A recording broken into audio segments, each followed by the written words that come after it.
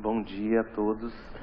Inicialmente eu queria agradecer o convite à comissão organizadora para participar da mesa e declarar que eu não tenho conflitos de interesse.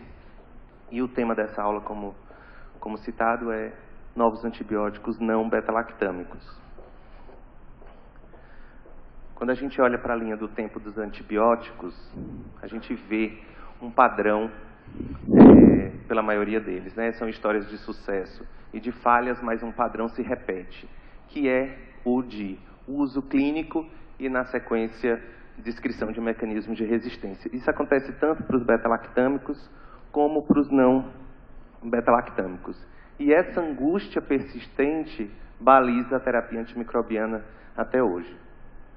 Dados do estado de São Paulo mostram hoje que 80% dos acineto e 50% das klebsielas já são resistentes aos carbapenêmicos aqui nos dados compilados pela Denise no CVE.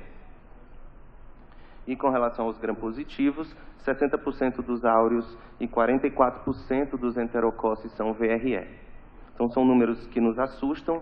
Não raramente a gente vê antibiogramas como esse, em que o micro-organismo isolado se mostra resistente a todos os antimicrobianos testados, inclusive antimicrobianos cujos breakpoints sequer foram bem estabelecidos. A gente já vê esse padrão de concentrações inibitórias mínimas mais elevadas.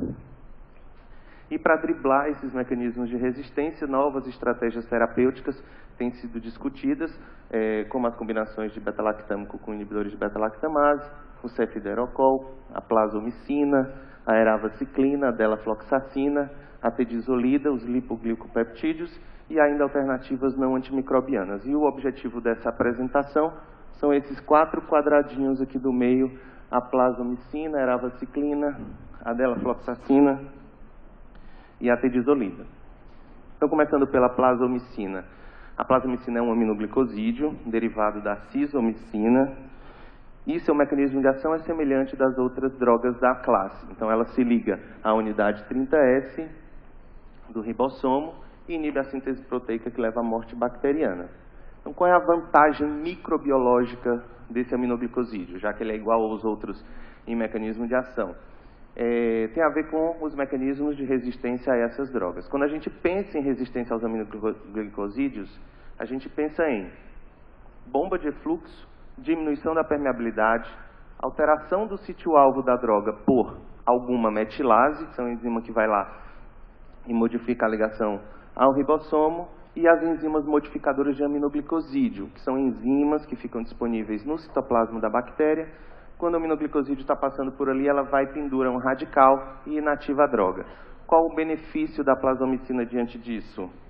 É que ela consegue driblar o mecanismo mais frequente de resistência aos aminoglicosídeos, que são as enzimas modificadoras de aminoglicosídeo. Elas não são o mais potente. O mais potente o mecanismo é a codificação de metilase. É quem gera as concentrações inibitórias mínimas mais elevadas. Mas elas são os mecanismos mais frequentes de resistência aos aminoglicosídeos.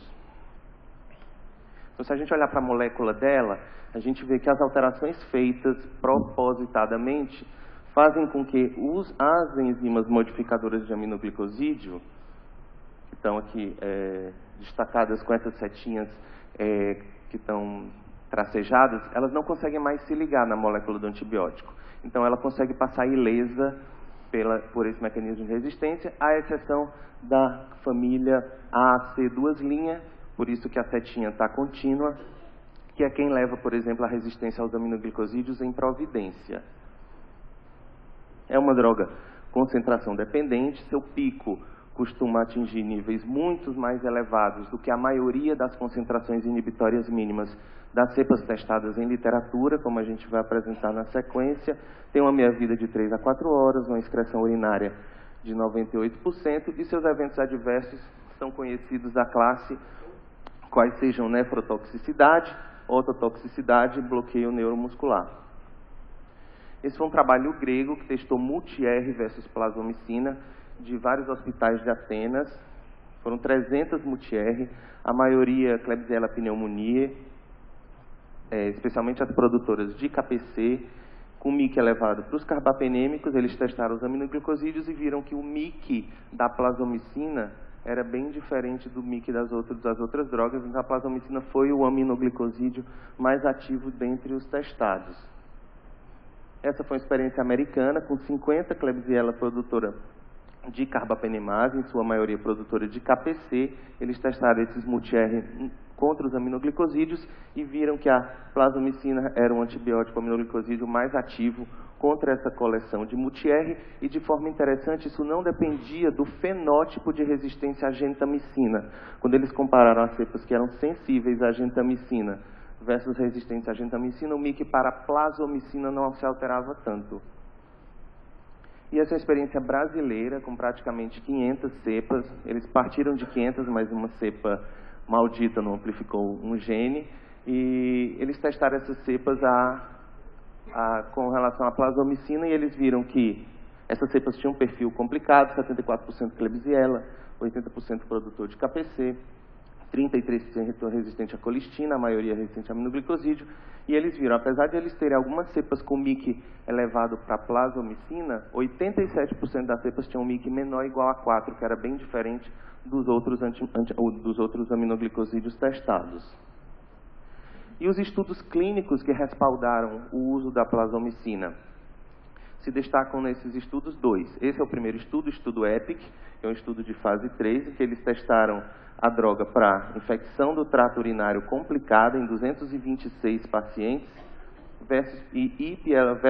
e pielonefrite em 162 pacientes, e compararam com o meropenem.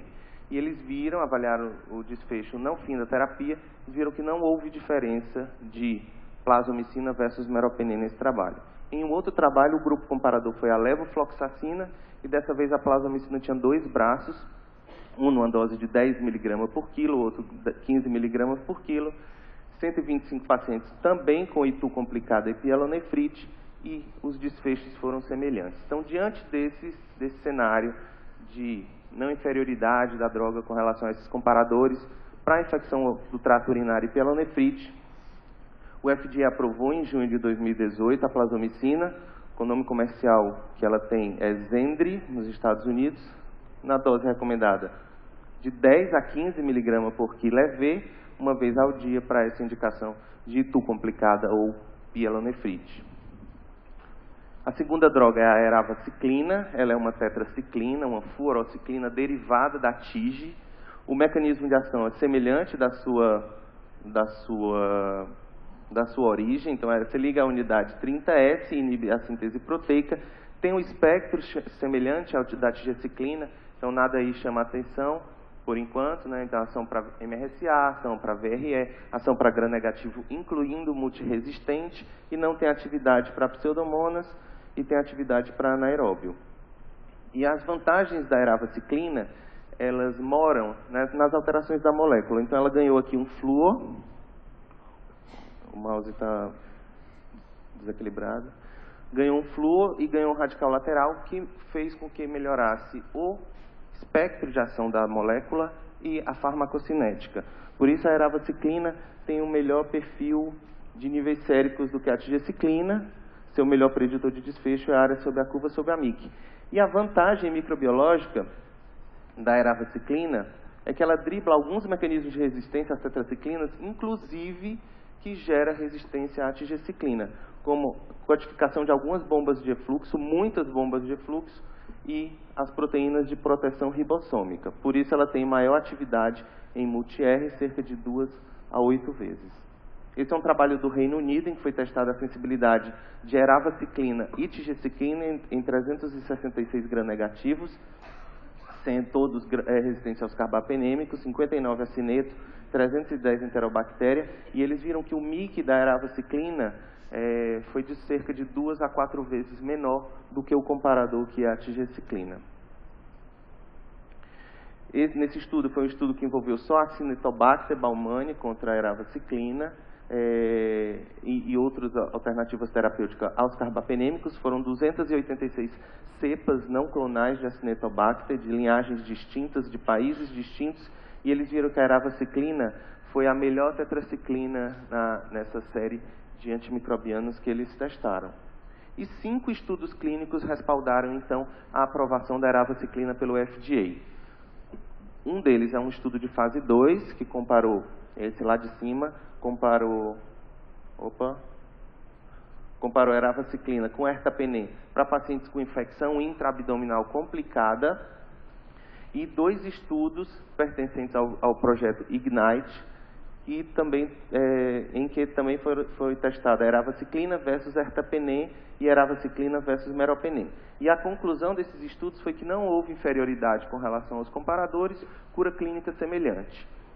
No entanto, os estudos clínicos de fase 3, que trabalharam com pacientes que tiveram infecção do trato urinário complicado, a eravaciclina não foi capaz de atingir o endpoint de eficácia para não inferioridade quando comparada com a levofloxacina e quando comparado com ertapenem.